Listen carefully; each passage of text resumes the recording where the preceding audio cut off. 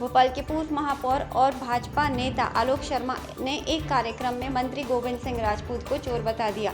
आलोक शर्मा कांग्रेस के नेताओं को अलीबाबा 40 चोरों की टीम बताकर नाम गिना रहे थे। इस दौरान उन्होंने शिवराज सरकार के ही परिवहन मंत्री गोविंद सिंह राजपूत का नाम भी उसमें ले लिया।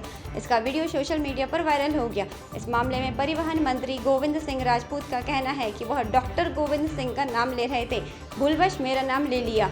यहाँ बता दें कि शर्मा ने डॉक्टर गोविंद सिंह का नाम भी अलग से लिया था। भाजपा जिला भोपाल के उत्तर विधानसभा ने भाजपा सरकार के 1 वर्ष पूर्ण होने पर 1 साल बेमिसाल कार्यक्रम का आयोजन किया था। ईदगाह हिल्स के कम्युनिटी हॉल में यह आयोजन हुआ था। इसमें 15 महीने की कमलनाथ सरकार के कार्यकाल को कुशासन नाम देकर विरोध स्वरूप काले गुब्बारे उड़ाए गए। इस कार्यक्रम में कांग्रेस नेताओं के नाम अलीबाबा 40 चोरों के रूप में गिनाते हुए आलोक शर्मा ने भाजपा सरकार के ही परिवहन मंत्री गोविंद सिंह राजपूत का नाम भी गिना दिया था। मध्य प्रदेश में नगरीय निकाय चुनाव से पहले शिवराज सरकार ने बड़ा फैसला लिया है। कैबिनेट की बैठक में 6000 से ज्यादा अवैध कॉलोनियों को नियमित करने के संबंधी प्रस्तावित बिल को मंजूरी मिली है। इसके साथ ही नगरीय विकास एवं आवास विभाग के अवैध निर्माण की कंपाउंडिंग करने की सीमा 10% से बढ़ाकर 20% करने के प्रस्ताव पर भी चर्चा हुई। दोनों प्रस्तावों को शिवराज कैबिनेट ने मंजूरी दे दी है। विधेयक को अध्यादेश के माध्यम से लागू करने की तैयारी है। इसके बाद नियम बनाए जाएंगे। नगरीय विकास एवं आवास मंत्री भूपेंद्र सिंह ने विधानसभा में बजट सत्र के दौरान घोषणा की कि अवैध कॉलोनियों को नियमित करने के लिए नगर पालिका विधि संशोधन विधेयक 2021 सरकार जल्दी से जल्दी प्रदेश में लागू करेगी। लेकिन बजट सत्र कोरोना के चलते 10 दिन पहले स्थगित होने के कारण सरकार इसे पेश नहीं कर पाई थी। 10 साल की मासूम बच्ची ने अपनी मां के खिलाफ मारपीट का केस दर्ज कराया है। बच्ची का आरोप है कि मां उसके पापा से भी लड़ती है और मुझे भी मारती है। बच्ची को चाइल्ड लाइन ने कुछ दिन पहले रेस्क्यू किया था। उसके शरीर पर चोट के निशान थे। तब से वह वहीं रह रही है। एरोड्रम टीआई राहुल शर्मा ने बताया कि बच्ची की रिपोर्ट पर उसकी मां के खिलाफ juvenile justice act JJ act के तहत केस दर्ज कर लिया गया है। बच्ची की मां गुस्सैल स्वभाव की है। उसका पति से भी लंबे समय से विवाद चल रहा है। चाइल्ड लाइन के अधिकारियों के अनुसार घटना 31 दिसंबर 2020 की है। चाइल्ड लाइन को टोल फ्री नंबर पर सूचना मिली थी कि एरोड्रम थाना क्षेत्र के आम्रकुंज इलाके में रहने वाली महिला अपनी बच्ची को रोजाना पीटती है। जनवरी 2021 को चाइल्ड लाइन ने एरोड्रम पुलिस की मदद से 6 साल की मासूम बच्ची का रेस्क्यू किया था। चाइल्ड लाइन की टीम जब मौके पर पहुंची तो उन्होंने देखा कि एक मां ही अपने बच्ची पर जुल्म ढा रही है। शिकायत करने वाला उसका पिता है। टीम ने मां को समझाने की कोशिश की लेकिन उन्हें निराशा हाथ लगी। इसके बाद बच्ची को मधुमिलन स्थित राजकीय बाल आश्रम भेज दिया गया। देश के टाइगर स्टेट एमपी के पेंच नेशनल पार्क में 21 घंटे के भीतर 2 बाघों का शिकार करने का मामला सामने आया है। इससे प्रदेश भर के फॉरेस्ट और रिजर्व एरिया स्टाफ में हड़कंप मच गया है। अलग अलग जगहों से 2 बाघों के शव मिले हैं। शिकारी ने एक बाघ के चारों पंजे काट लिए, खाल भी उतार ली गई है। दूसरे बाघ की मौत को लेकर कारण स्पष्ट नहीं है, लेकिन मौत को शिकार से जोड़कर देखा जा रहा है। हालांकि उसके सभी अंग नहीं गए हैं। ऐसे में विभाग जांच कर रहा है। दोनों के शव गश्ती दल को मिले थे। 3 महीने के अंदर 4 बाघों की मौत हो चुकी है। पिछले बाघों की विसर्ग रिपोर्ट का अभी तक नहीं आए हैं। इससे पता नहीं चल सका कि उसकी मौत कैसे हुई। पार्क के डायरेक्टर विक्रम सिंह परिहार ने बताया कि घटनास्थल को चारों तरफ से सुरक्षा घेरा डालकर पूरे क्षेत्र को सील कर दिया गया है। मामले की जांच की जा रही है। पहला शव सोमवार शाम 5 बजे सिवनी के कोकीवाड़ा में मिला। इसके बाद रविवार को मंगलवार दोपहर 2 बजे गांव सराड़ा के पास नाले में दूसरे बाघ का शव शत विक्षत अवस्था में मिला। राजकुमार का फिल्मी डायलॉग बोलकर सिंधिया ने कांग्रेस को उनकी सरकार के दिन दिखा दिए। ये सुनकर कमलनाथ समेत कांग्रेस के दूसरे नेताओं को बुरा जरूर लगा होगा, पर सिंधिया इतने पर ही नहीं रुके। अचानक विपक्ष से 15 लाख की आवाज आई तो सिंधिया मुंबई से 100 करोड़ की उगाही पर निशाना कसना नहीं भूले। 15 लाख की बात करें तो मैं महाराष्ट्र की बात करूंगा, जो पिछले 3-4 दिनों में रिपोर्ट निकल रही है आपकी सरकार की। हाँ, मेरा मुंह मत खिलवाना Honorable member, Rajiv. please address नहीं the तो मैं chair. शुरू हो जाऊंगा। Honorable जो 100 member. करोड़ रुपए Honorable member. गृह मंत्री के द्वारा लिया जा रहा है। माननीय सिंधिया जी, मेरा मुंह मत खुलवाना। माननीय सिंधिया जी, please, आप 15 please, लाख की कराची, बात करते हो। please sit down. आप 100 करोड़ Karachi, का sit हिसाब down. दो। Honorable members, please sit down. Sindhia ji, please address the chair. Sorry, मैंने कहा 100 करोड़ और वो तो केवल Honorable member. एक शहर मुंबई का, बाकी प्रदेश का क्या हाल होगा?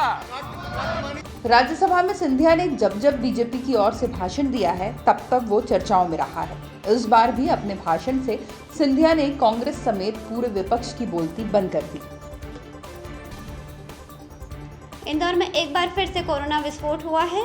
96 दिन बाद मंगलवार को 400 से ज़्यादा मरीज सामने आए हैं। दिसंबर के बाद पहली बार 400 का आंकड़ा पार हुआ है। 477 नए संक्रमित आने के साथ ही 2 मरीजों की जान भी गई। इससे पहले 9 दिसंबर 2020 को 456 और 8 दिसंबर को 495 पॉजिटिव सामने आए थे। एक्टिव मरीजों की संख्या 2240 हो गई है। लगातार मरीजों की बढ़ती संख्या को देखते हुए कलेक्टर मनीष सिंह ने सख्ती को और बढ़ाने के संकेत दिए हैं। उन्होंने व्यापारिक संगठनों से कहा है कि अभी तक तो कोविड प्रोटोकॉल के उल्लंघन पर 2-3 दिन के लिए ही दुकानें बंद है, संस्था बंद कर रहे थे, लेकिन अब वह अपने सभी सदस्यों को हिदायत दे दी है कि अब यह बंद होने पर तभी खुलेंगे जब मरीजों की संख्या में गिरावट शुरू होगी।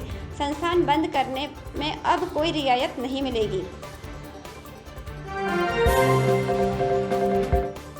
उत्तर पश्चिम राजस्थान, विदर्भ और दक्षिण छत्तीसगढ़ के ऊपर कम दबाव का क्षेत्र बना हुआ है। इसकी वजह से मध्य प्रदेश में अगले 48 घंटों में गरज चमक के साथ बादल बनने के साथ बूंदाबांदी की संभावना जताई गई है। इस दौरान 30 से 40 किलोमीटर रफ्तार से हवा चलने के साथ कुछ जगह ओले भी गिर सकते हैं। आज के बाद मौसम साफ हो सकता है। मौसम वैज्ञानिक एच.एस. पांडे ने बताया कि उत्तर पश्चिम राजस्थान, विदर्भ और दक्षिण छत्तीसगढ़ के ऊपर सिस्टम बना हुआ है। इसके चलते शाम के समय गरज चमक के साथ बादल छाए रहेंगे, साथ ही बूंदाबांदी की भी संभावना है। इसके चलते भोपाल, रीवा, शहडोल, जबलपुर, सागर, होशंगाबाद, ग्वालियर, चंबल संभाग के जिलों में बूंदाबांदी हो सकती है। साथ ही कुछ जगहों पर ओले भी गिर सकते हैं। पांडे ने बताया कि 27 मार्च को एक पश्चिम विक्षोभ आ रहा है, लेकिन वह कमजोर है, इसलिए बारिश होने की संभावना कम है। दरोगा की पत्नी से एक आबकारी अधिकारी 13 साल से छेड़छाड़ करता था। महिला भी आबकारी विभाग में ही पदस्थ है। उसने नौकरी छोड़कर अफसर के खिलाफ शिकायत दर्ज कराई है। महिला के मुताबिक अफसर उसे फाइल लेकर बुलाता था और संबंध बनाने का दबाव बनाता था। उसने धमकी भी दी थी कि अगर ऐसा नहीं करने पर वह धार या झाबुआ तबादला करवा देगा। मामले की विभागीय जांच भी चल रही है। अफसर इंदौर में पदस्थ है। पुलिस के मुताबिक महिला ने बयानों में बताया कि घटना की शुरुआत वर्ष 2007 से की है। आरोपी कल्याण सिंह उस समय आबकारी में लेखापाल के पद पर था। महिला उससे कनिष्ठ पद पर पदस्थ थी। ऑफिस में वह महिला को फाइल लेकर बुलाता था और बुरी नीयत से छूने की कोशिश करता था। महिला के मुताबिक कल्याण सिंह का जब सहायक अधीक्षक के पद पर प्रमोशन हुआ तो उसने कहा कि मेरे साथ शारीरिक संबंध बनाओ वरना धार झाबुआ तबादला करवा दूंगा। जब महिला ने आरोपी की बात पर ध्यान नहीं दिया तो उसने महिला की 2008 में निर्वाचन कार्यालय में ड्यूटी लगवा दी। महिला जब ड्यूटी पर पहुंची तो वहां के अधिकारी ने बताया कि यहां सिर्फ पुरुषों की ड्यूटी लगी है। वह लगातार महिला को प्रताड़ित करता रहता था। इससे परेशान होकर उसने पहले नौकरी छोड़ी और पुलिस में शिकायत दर्ज कराई। आरटीआई एक्टिविस्ट गौरीशंकर को लगातार धमकी मिल रही है। अब एक महिला ने फोन लगाकर धमकाया है। महिला ने फोन पर कहा है कि तू अपने आप को कलेक्टर समझता है, मैं तेरा खून पी जाऊंगी। हालांकि आरटीआई एक्टिविस्ट उसे काफ़ी समझाता रहा कि वह उसे क्यों धमका रही है और उसका मकसद क्या है। इस पर महिला ने कहा कि अभी भी संभल जा, नहीं तो समय नहीं मिलेगा। घटना ग्वालियर के चंदन नगर की है। आरटीआई एक्टिविस्ट ने मामले की लिखित शिकायत ग्वालियर थाना में की है, जिस पर पुलिस ने मामला दर्ज कर लिया है। ग्वालियर थाना क्षेत्र स्थित चंदन नगर निवासी गौरीशंकर एक आरटीआई एक्टिविस्ट हैं। उनको एक दिन पहले ही धमकी मिली थी।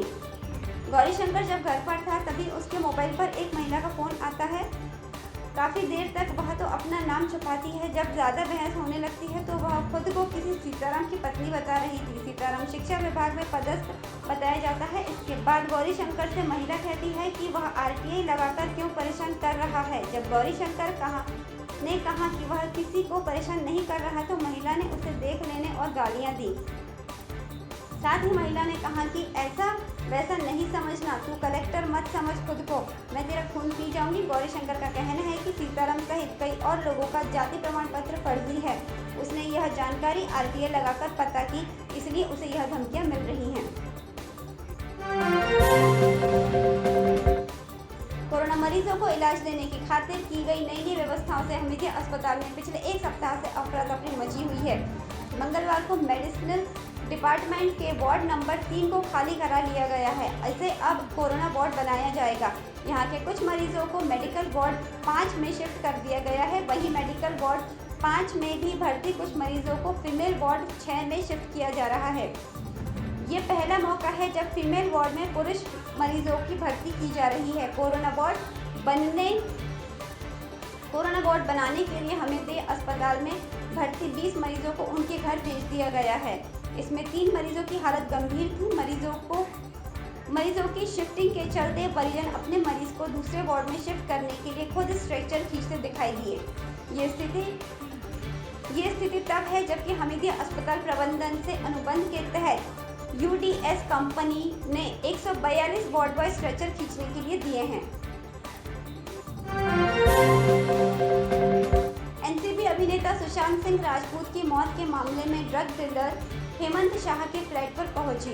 एनसीबी के अधिकारियों ने शहर के एमआईजी इलाके में स्थित मल्टी के फ्लैट नंबर 401 की तलाशी ली। इस दौरान हेमंत की मां से हेमंत लंबे समय से इंदौर में ही इसी फ्लैट में ही रहता था। कई साल पहले वह गोवा शिफ्ट हो गया था। उसने वहीं रहकर अपना साम्राज्य फैलाया था। एनसीबी नारकोटिक्स नियंत्रण ब्यूरो की इस कार्रवाई से यह साफ हो गया कि ड्रग्स तस्करी के तार कहीं न कहीं इंदौर से जुड़े हुए हैं। एनसीबी ने खुलासा किया है कि हेमंत शाह मध्य प्रदेश के इंदौर का मूल निवासी है। वह उत्तरी गोवा के बीच पर कई साल से ड्रग्स तस्करी का धंधा चला रहा था। मुंबई के 2 अन्य ड्रग डीलरों रेंगन और अनुज के नाम का भी खुलासा किया गया है। अभिनेता सुशांत सिंह राजपूत की मौत के केस में एनसीबी ने गोवा से ड्रग डीलर हेमंत को भी गिरफ्तार किया था। आरोपी हेमंत शाह सुशांत सिंह राजपूत को ड्रग्स सप्लाई करता था।